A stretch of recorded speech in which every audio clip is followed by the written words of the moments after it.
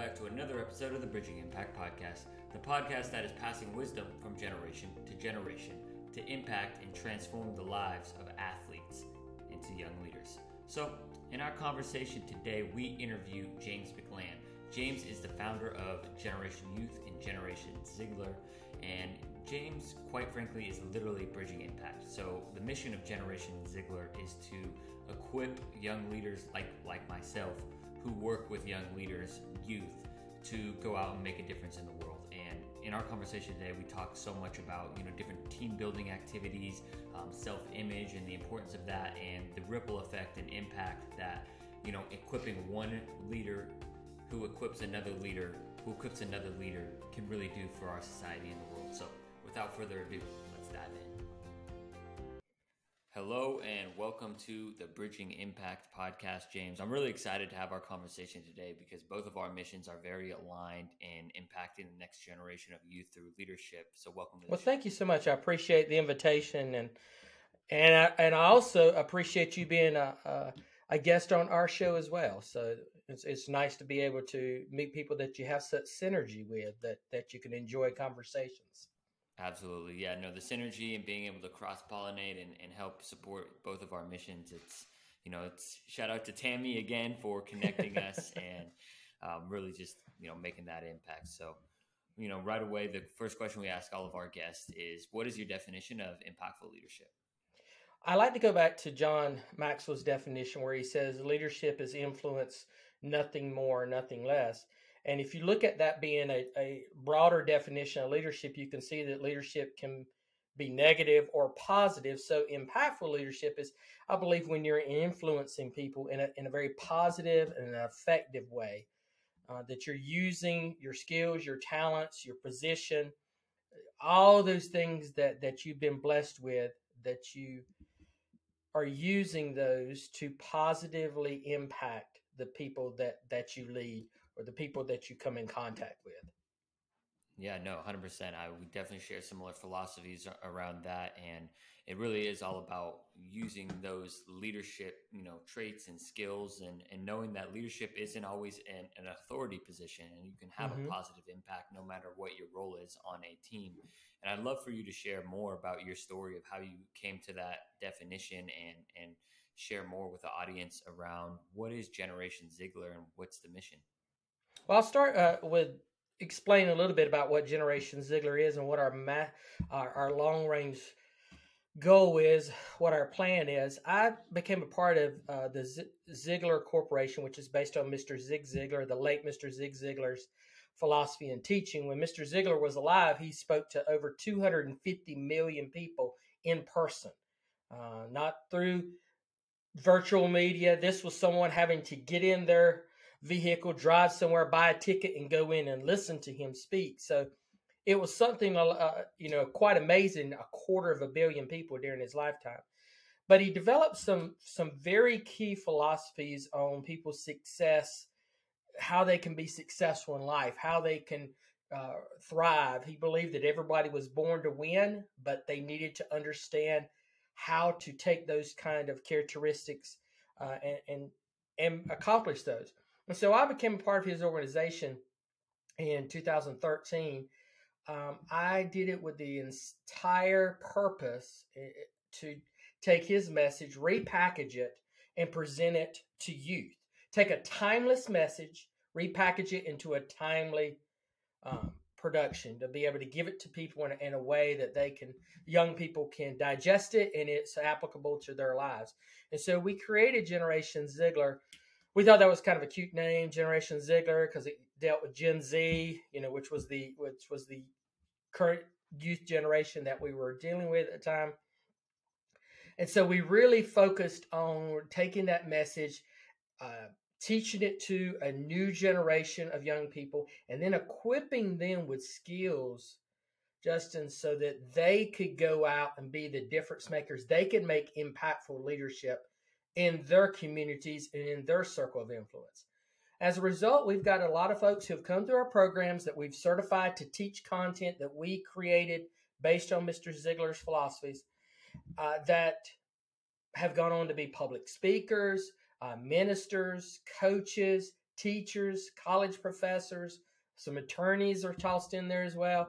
A lot of people doing a lot of different things. A lot of them were doing major things while they were in college. They were leaders of student organizations, some on a local level, state level, a few on a national basis. And we've had opportunities to train almost 200 young people before COVID came in and kind of corrected some things on us. So, we changed quite a bit about what was going on there. No, that's beautiful. And I love the mission. And I'm really curious, what are some of these principles and common threads of, equipping these leaders like that are a part of, Generation Ziglar? You talked about everyone is born to win and repackaging that for youth. But I'm curious, as someone who is working with youth quite a bit, I'm always looking for different ideas on how to implement with youth and how to equip them with, different tools in their belt. Well, Mr. Ziglar in the 60s developed his steps to success. And there were 6 steps that he felt like if you could master the concepts around those, you could thrive in life. And those 6 steps that he identified were self-image, building positive relationships, goal setting and achievement, attitude, work ethic, and oh my gosh, I forgot the last one. Grit. It's not grit, but it's something close to grit. I can't remember the last terminology you made. But here's the great thing. We wanted to make sure that what we were creating, the curriculum we were creating, was actually worth something. So we started interviewing youth, and we just asked them one question. Hey, what's the biggest problem facing your generation? And after we had about 2,500 interviews, some of them group interviews, some of them on the phone, some of them virtual, some of them in person, just a variety of different ways, we recorded their answers, and we came up with 3 major categories. And those 3 categories, we didn't push these answers into these categories. This is what they were. Number 1, category that you said they struggle with, self-image. The number 2 category they say they struggle with, building positive relationships. And the third one is having purpose in life and the ability to see that purpose through goal setting. So that is what you said. That's what Mr. Ziglar said over 50 years ago, almost 60 years ago.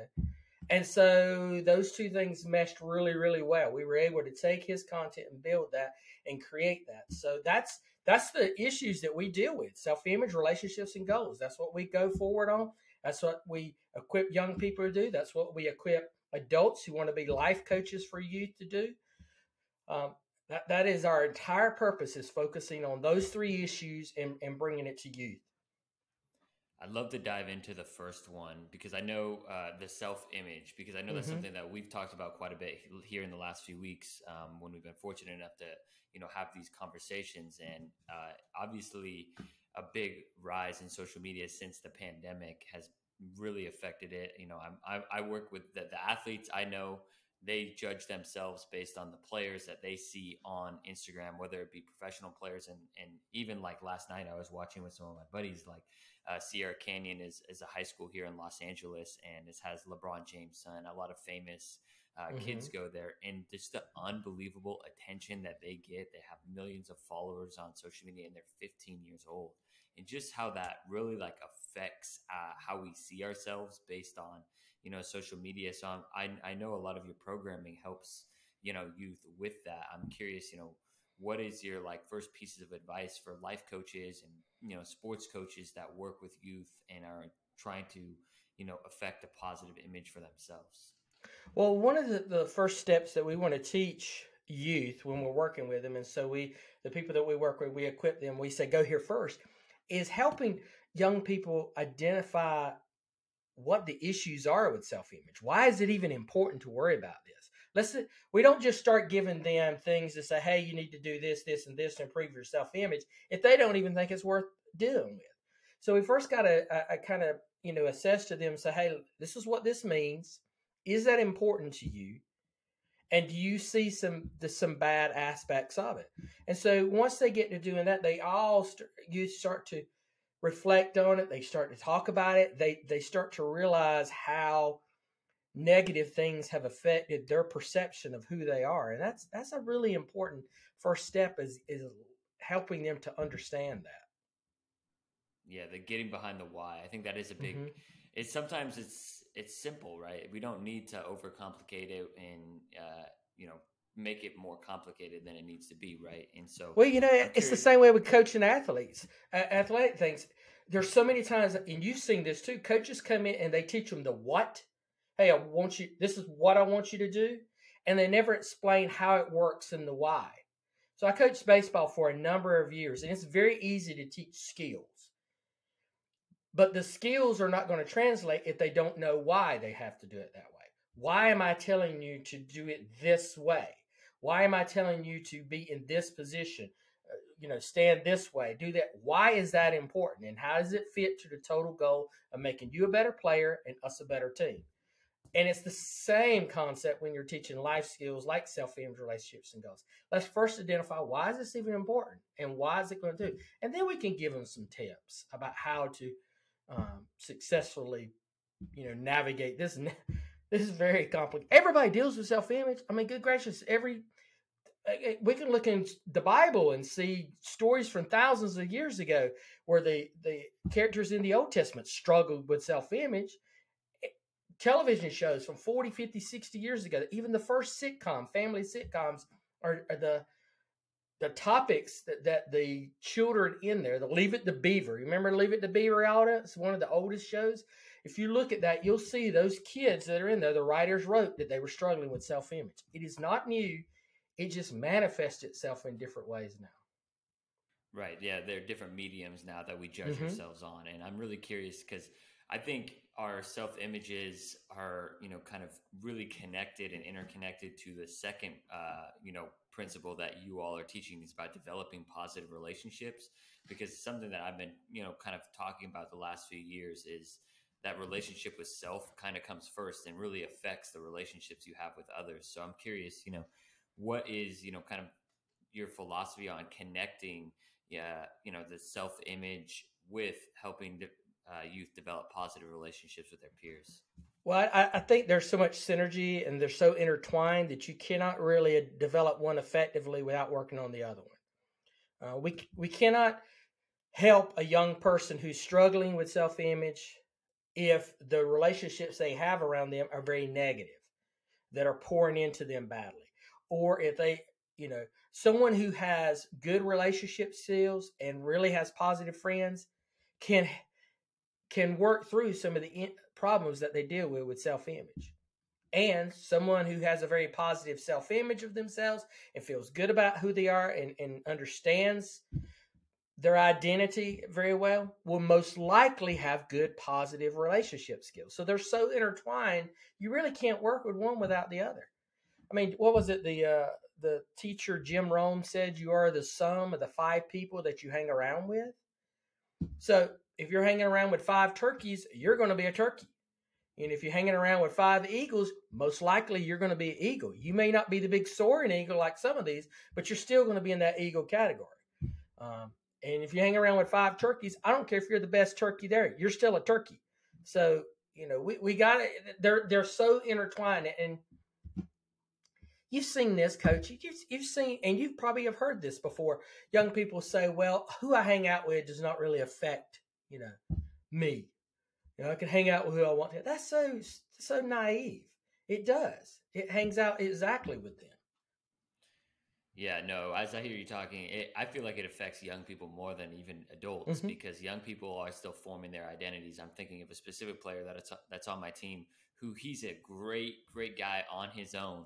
But when he gets with some of his other buddies who are a little older than him, when you are a first year athlete, in high school, you are really, you want to be as cool as possible, right? And you're really trying to fit in and, again, just like feel like you belong. Because I feel like that's one of the other things that I recognize is a lot of, coaches nowadays are like, this generation this generation that. It's like, well, I wouldn't quite label it as, putting them off, writing them off as they're soft, or, they care about certain things. It's like when we were kids, we just like wanted to belong, and we did different things, right? And we tried to fit in different ways. And so with social media, right? They want to be so cool, so bad, so they can get so many likes.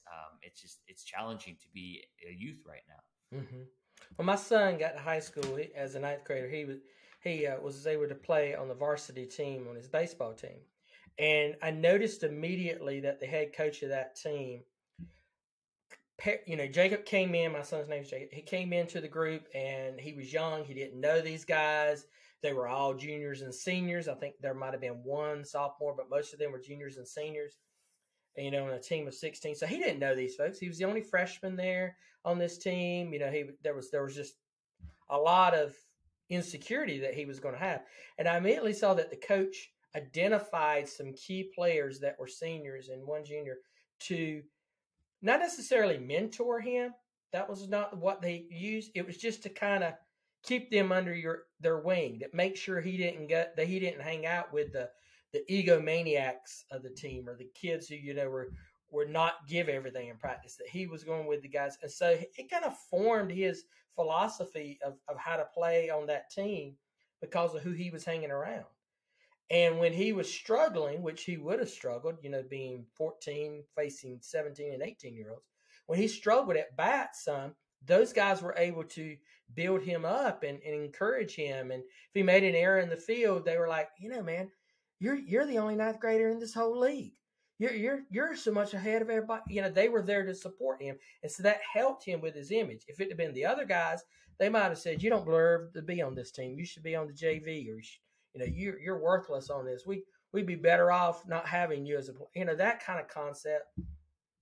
Everything is so intertwined on that, and coaches, athletic coaches, can have such a significant impact on being able to guide them to form those positive relationships on those teams as teammates.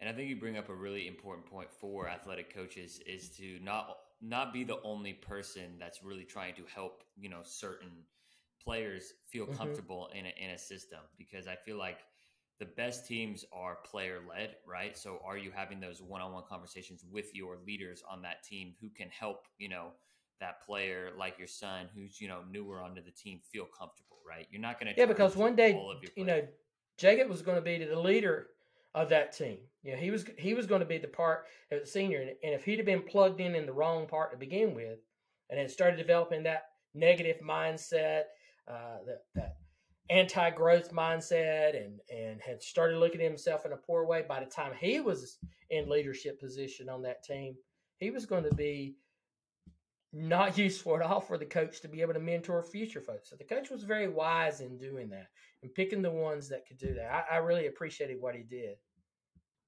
Yeah, it sounds like the coach was really intentional about that. And I'm kind of thinking, that's what Bridging Impact is all about, right? It's about connecting, the leaders and the wisdom, and continuing to hand that off, right? And it doesn't just have to be from coach to player. It can be player to player. And that's how to build and establish a positive culture where people can have positive relationships and thrive, right? Versus, I've, been a part, and I've seen teams, just kind of bicker and go at each other instead of, building and forming those positive relationships. And then, like you were talking about before, right? If you're, as an athletic team, if you're constantly bickering, you become, like you said, like turkeys together instead of eagles and helping each other up. You're bringing each other down. Yeah, and you could say, "Hey, I'm good as an individual," but we're going to be so much better as a team, and we can do this together if we're working together in those types of positive relationships.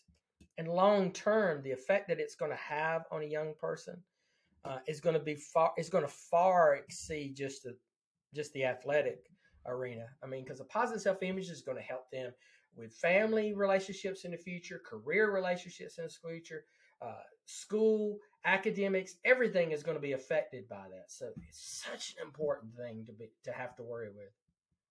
It is really important. I'm curious, do you have any exercises or activities that you could share with that, you run with some of your youth that help them explore some of the self-image? Well, so, we do have a list of different types of things that youth can do to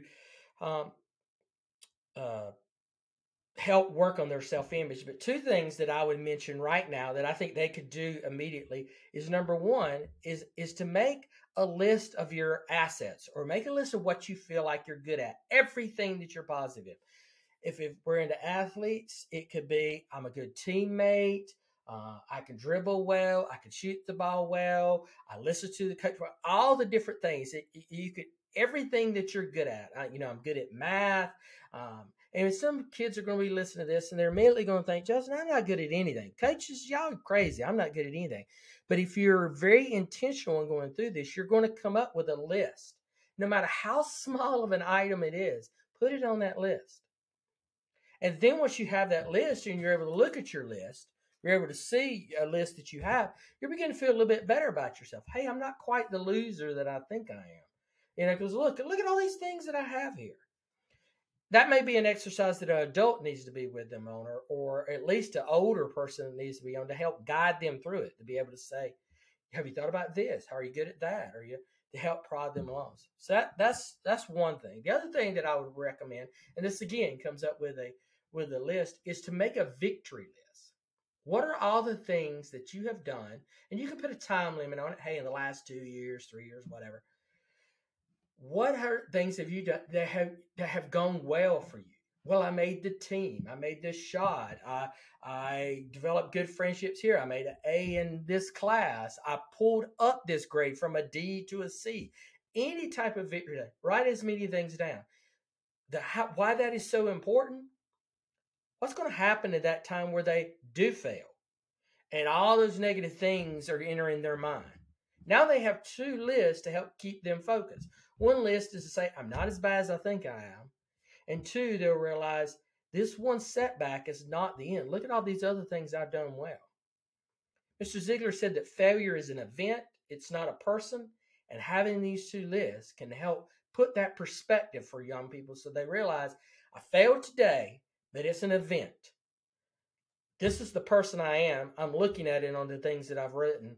It's not that one event. I've seen a lot of boys when I've coached baseball over the years that missed a fly ball during a crucial game. My son missed a fly ball, 8th grade. I remember this extremely well. He missed a fly ball. He was playing left field, missed a fly ball that I thought was pretty easy to catch. And he just misplayed it, misjudged it. I don't know what happened. He misjudged it. And it caused one of their guys to score. And we got behind by 2. We were behind by 1. We got behind by 2. He came into the dugout, and immediately the coach of the middle school team went out there and said, hey, you've got this. I believe in you. He was already reinforcing, know what you can do. He was at the bat, got up. I don't know if it was anger. I don't know if it was whatever it was. He attacked that ball like I'd never seen him before, triple, and then scored on the next play and was able to get the whole ball around. We ended up winning the game because of that momentum. And I think a lot of it is because he had that tank, that resources already there where he had gone through the activities of, hey, what are the things that I do well? And what are the things that I have already had as a victory? That one mistake didn't set him back. 1,000%, yeah. And for the coaches that are listening, I think there's a lot of wisdom in that story because I've been around quite a bit of coaches recently, and I've been watching, like the frustration that a coach can bring and the athlete not rising to the occasion again, because there's a huge difference, right? If you miss a fly ball between you getting just chewed out, right? Why didn't you catch that fly ball? You should have got a better jump on that. You're letting your team down, right? They then, your son would go to bat deflated, right? And not having confidence and probably, either strike out, roll over, pop out, just because he didn't have that. But because he had a coach that believed in him and picked him up, all right, next play, right? Mm-hmm. Like we're human. We're going to make mistakes. We're not robots. And I really like the idea of making like lists of your assets of what you're good at and also a victory list, because I had the other day I asked in my practice, is the last practice before our break, I just asked them like, what are you proud of? And I had one of our best players say, I'm not proud of anything. Right. And so then I had other people in our circle share like, okay, what are you proud of him for? And, we were able to kind of go around a little bit. It's not the most perfect with young teenage boys, so I'm just breaking it down, but just to get those ideas. And my hope is that he's like, maybe goes home and thinks, oh, I'm actually maybe a little proud of this, and it's hard because as coaches, sometimes we only focus on what we need to improve on. I'm really trying to help our young athletes see what they're doing well as well, because they do have a long way to go, right? But I do want them to see what they're doing well well, one group activity focus on those assets. One group activity too that would you made me think of is a compliment sheet. So one of the activities that we teach is that you put a sheet of paper on the back of somebody, tape it to their back, and then give everybody a marker or something. Everybody has a sheet of paper on their back, and everybody has to go around and write something positive that they like about the person. So, you smile a lot, or and you have to give them a little bit of instructions. You cannot have them, especially if it's in mixed groups, mixed boys and girls. You have to give them some instructions. Say, don't write stuff like you have nice shoes, or that kind of stuff. It's like, oh, you have a nice smile, or you make others feel good, or you show so much confidence, or you're whatever kind of trait that they have, and have everybody. The assignment is you have to go and write on everybody's back. You have to do everybody, because you don't want somebody to get missed and they only have 3 and everybody else have 9 or 10. That's going to defeat the whole purpose of the thing. And then after it's done, everybody, and they don't sign it, so they don't know who, they supposedly don't know who wrote what. I mean, they'll be able to tell some of that. I mean, there's some of that going to be given. But then they'll have a sheet of paper that'll have a list of everything that these people have said that's positive about them. That everything that you're a great teammate, you're a great leader, all those types of things. That's another thing that they can put in their asset list and or victory list. Now they got, here's a list of things that people think I'm great at. Well, this is a victory for me because today they help me feel good about. And just that, I'm 53 years old, and I still have right over there on my shelf 2 copies of these things that I had done over 10 years ago that I put in a notebook, and I really didn't think about it at the time. And then a few years back, I was cleaning out that section of the office, and I found those sheets again. And instead of tossing them, I just sit there and read it. And, even someone at my age, it really invigorated me and really inspired me. So I've kept them as a thing to go through. If things don't go well, I can go and look at it.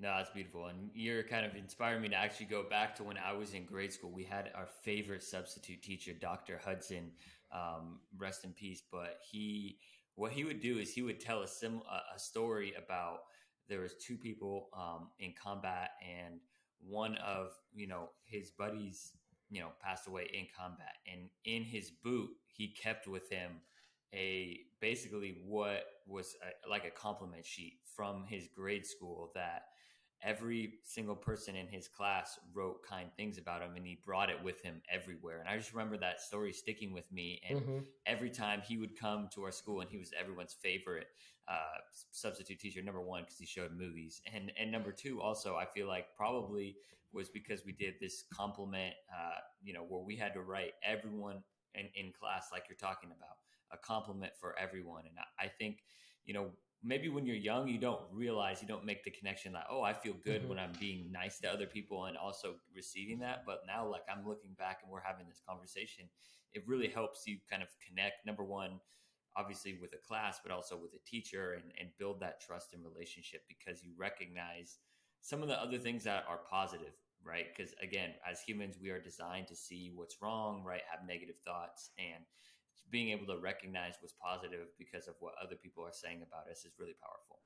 I agree with you. And you made me think too, is this activity is not just beneficial for the person who is receiving the sheet of paper. It's not just, but it's you don't just get the benefit from reading the sheet that has been written about you, but you also get the benefit by writing things about folks. Because when you're focusing on trying to find the positive in someone else, it kind of changes your mindset too and gets you in a positive energy. And so now you're feeling good because you've written all these things. I got a team of 15. You've wrote 14 things that are positive, and you're feeling really good because you've got a sheet of paper with 14 positive things about you. It's a win-win activity. Very simple, Right? And yes, let's be honest. Some of them are going to goof off. Some of them you're going to have to get a little guidance on it.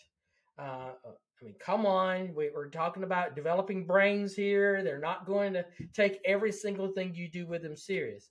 But I tell you what, it will be a positive experience overall. Yeah, I'm curious, for me, because I struggle with sometimes with the freshmen and sophomores. They don't take a lot serious, just to be honest. But I'm curious, how many stories have people come back to you and talked about some of the exercises that you've done that maybe at the time they weren't taking it super serious, but years later they contacted you and like, hey, this really made an impact. Well, on this particular exercise, it wasn't that they contacted later, but one of the guys who came through one of our first certification classes for youth, he was a 23-year-old at the time, and he was going out and speaking to youth groups, FCA groups across central Oklahoma. And he did this activity with some 8th graders. And he just had the same response that you and I just talked about. They were not taking it seriously. They were goofing around with it, especially when they got their sheets back and they were reading it. They were all kind of goofing off. But what he noticed the next day was that one of them, at the beginning of class, very discreetly unfolded the paper and was reading it again. And then just folded it up and put it back in his pocket. Now, did the kid come over and to him and says, "Oh, Mr. B-Bomb, this has changed my life. Oh, this has really affected me, Brandon. You've changed everything. This activity." He never said anything to him. But Brandon, the person who did the activity, he noticed a change in the person's demeanor, a change in the person's attitude. Never acknowledged that he got it, and he was one of the ones who kind of played it off. It wasn't cool the day before. That's just kind of a defense mechanism. I don't want to look like this means something to me. That doesn't mean it doesn't. I don't want this to make it. It's not cool for me to make this activity show impact on me. It probably has. So he folded it up, kept it in his pocket. I don't know how long the kid took it. I don't know how long that little 8th grade boy kept that around with him. But the fact that he was still reading it a day later, to me, demonstrates the impact that it could have. Absolutely. He could have totally just threw it in. If it really didn't mean anything to him, he would have put it in the trash. Right. But obviously, like when you're in 8th grade, right, you want to be cool, and it's not cool to, be out and, be super kind. They like to, kind of rag on each other and bring each other down. And, they're like, and I'm trying to work with them on that. But I did notice, a seriousness when we went around and said, what are we proud of and what do we want to work on in the new year? There have not been that serious about something in a long time. So that tells me that it's connecting with them, right? Like I've talked about some of these things here and there. A lot of times I'll ask, what do we do well in practice? Crickets, right? What do we need to work on? Then the list goes on. So it's kind of, I feel like, and I'm sure you could testify to this, but for coaches and people working with youth, it's just that consistency of asking the same question. And sometimes it's repackaging it, right? But like if you just consistently have a similar message, like I feel like they eventually buy into it. They will, and it'll click with them. And whether or not they will acknowledge it, they crave the kind of activities and benefits that these particular activities can do for them. They crave that. They crave the positive impact it has on them. Those affirmations for them. They need that. They desire that. And for that young man, I just pictured the fact that, hey, he's probably not told this a lot. And so even though there were, just 9 or 10 statements here, and some of them may have been kind of vague because, they're 8th graders for Pete's sakes, it still was something that he could look at and say, well, there's 9 people who see something good in me.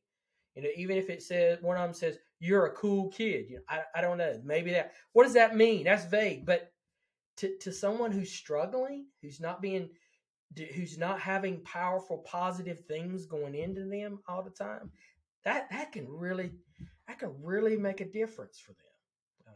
Now we're talking about impactful leadership again, because those every single one of them who wrote something was being an impactful leader. Absolutely.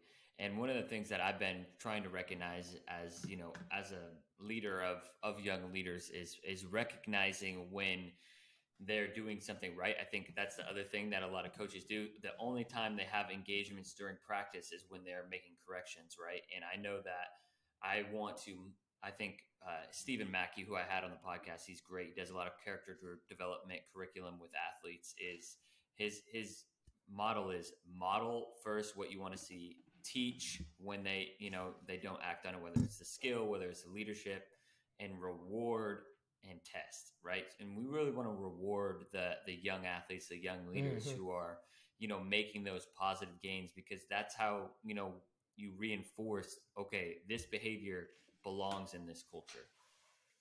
I agree. And there's so many little things that we can do. And, you were talking, when you were talking just then about when you're meeting with your team and they're talking about things that are doing positive, I can see this activity of riding on their back being an early season after they've gotten to know each other a little bit activity. And then as they progress and they get more comfortable with each other, then it becomes a more open activity. My wife led a young girls group for a number of years, and one of the things that they would do, this would be at the end of a year of being together before they would go on a big week-long tour together, where they would go out and sing and do different things. But when they were preparing for that, one of the activities that she would do is she would have one of them, get in the circle, and one of them would get in the middle, and everybody would have to say something positive on it. That's the same concept. You couldn't do that at the beginning of the season. You got to build trust. You got to build all that relationship. But at the end, or at the time that they've, gone through some struggles together and they've built a tighter relationship, then you can take that activity, that compliment sheet activity, to being a live compliment sheet activity. And then you want to see something powerful. Where do they have to look the person in the eye who's saying, I value you because of this. I value you because of this. This is what I value you the most about. That takes it to a whole different level then. Yeah, and they're like you said, you can't do that right at the beginning of the season, and it takes that's like an extra added layer of trust. And I almost imagine, like, if I was going to do that activity with my team, I couldn't do it in our typical court where they feel silly and goofy. I'd have to kind of remove them and put them in an environment where, maybe it's like the back of a room of a restaurant or even a classroom or something that is, a little bit different, because I feel like sometimes those environments really set those triggers in different ways. But they'd have an overnight retreat where they would do a little bit more in-depth rehearsing and practicing for their tour. And during that, they would do different sessions on this. And this was one of them. And one particular year, they were doing it at our home. And so I was sitting in the other room listening to them. And, this is a bunch of high school girls. And they got emotional and they were crying and it was getting and then they started going, I love you. And one of them yelled out, there's just way too much estrogen in this ring for me. I need to go to the bathroom and take a break. But they trusted each other. And then when we went on tour, you could tell they were a tight group. They really wanted to do this together. They were all friends. And even though they came from very diverse backgrounds, very different family situations, different schools and stuff, because they had all come together, audition for this group, they were very, very tight as friends. No, that's beautiful. And that's just like the power of having and doing these exercises and being vulnerable and connecting with one another. I think that's like, I'm a big believer in the culture element of teams and really wanting to play for each other. And as we kind of hit that, the fourth quarter, the last couple of minutes of our podcast, I'd love for you to share, do you have any certain stories that stick out with you from, your years of working as Generation Ziglar? And can you describe the feeling of like being proud of the development you've seen so many of, your young leaders go through your program? Well, Justin, when I first started out, my thought was that I was going to be the person in front of the room doing the speaking and doing the leading, and I was going to continue going and speaking at camps and conferences and then being in front of big audiences of youth and having them all excited. I remember when Twitter first rolled out, and I had just done the speaking engagement, and I knew that it was working really well. It was with a high school group. Several high schools had come together and brought their student leaders there. And afterwards, some of their leaders of student leaders came up and said, "Hey, Mr. McLam, you're trending on Twitter." And I was like, "What does that mean? What does it mean to be trending locally on Twitter?" I had no idea what they were doing. "We're hashtagging you." And I'm like, "Well, I don't know what that means." But that was really cool. But what I've learned and what I have really realized is my calling is it's much better for me to equip someone else. It's much better for me to equip Brandon and Justin and Sarah and Elizabeth and Abby. Give them all these skills. Give them all this content. Give them all the support they need. Give them everything I can so that they can go be the positive impact leader that they want to be in their community, in their circles of influence. And encourage them and support them in their endeavors. And as a result, we have seen untold numbers being affected. There was one young lady who came through the first class. She was later in a position of leadership over a student organization that had almost 500,000 youth in it nationwide. And she at one time spoke to over 25,000 young people live at one time and had that impact. And that video of her doing that is still gaining views weekly on YouTube. So to be able to pour into someone like that and to be able to and to encourage them. Now, she had the skills, she had the talent. She might have gotten there on her own without us. But I love the fact that I had a small part in that journey. So that is the stories that I want to tell. It's their stories. It's their stories of being out there and being teachers in a classroom and watching their students become success. Of becoming professors at colleges now and watch them impact college students in a positive way, or as ministers, or whatever their leadership role is right now. That's the stories I want to continue to see, and that's what we're excited about now, of being able to also pour into adults as well through our adult youth life coaching program. So for adults to come in who want to be life coaches for youth. I am looking so much to be able to pour into people and see the impact that they're going to have. Yeah, it's beautiful. You're literally living the bridging impact mission by equipping and just continuing to bridge that impact and have those professors, those attorneys, and everyone working and impacting the speaker, right? They're going and impacting others, and it's just continuing to bridge along. And I really there's a teacher. There's a young girl who's starting her first job teaching this fall, and she's not more than 15 minutes away from where I live. Is where she's teaching at, maybe a little bit more. And so she's impacting 105 students per semester. So she'll get some new students at the end of January. So over 200 students that she will have a direct impact with. And I know, because I'm in regular contact with her, she's taken these things that we taught them, this curriculum we trained them on, and she's implementing in her class. Matter of fact, we're learning how it works a little bit better from her. So she's, impacting us as well. But that's 205 students I would probably never in my life see. And yet now, based on what we're doing, they're being impacted. So that's what excites me, is that there's going to be untold numbers of youth that are affected positively that I'll never in my life know about. And that's so cool. That's so cool. That's what it's all about. I love it. And what would your final words of advice be for the coaches and leaders of youth, who are listening be?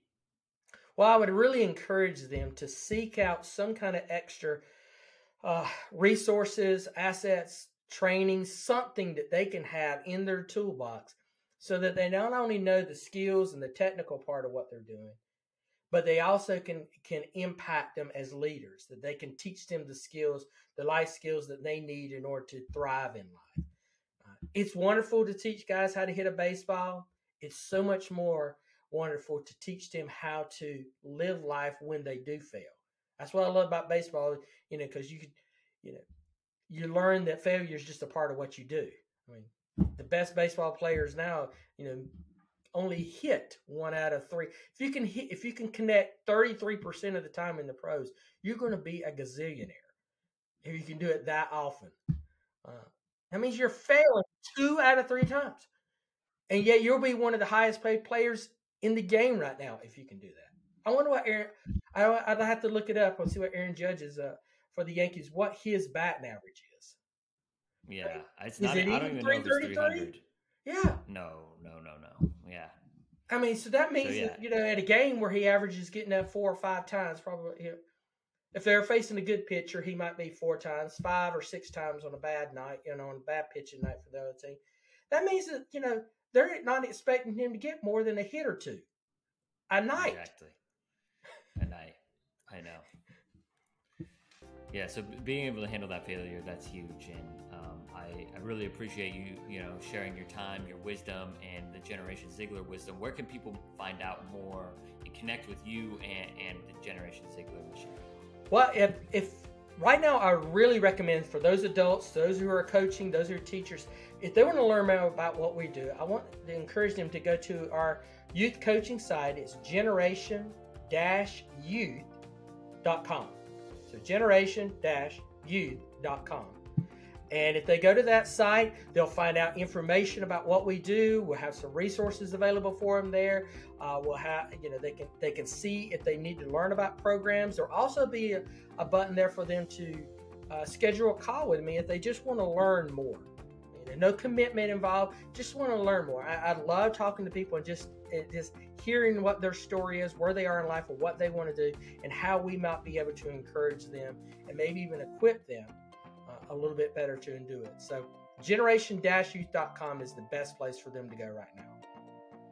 Beautiful. Thank you so much for your time today, James. I love the mission that you're on, and you're bridging so much impact. So we'll look forward to staying connected and as our missions align.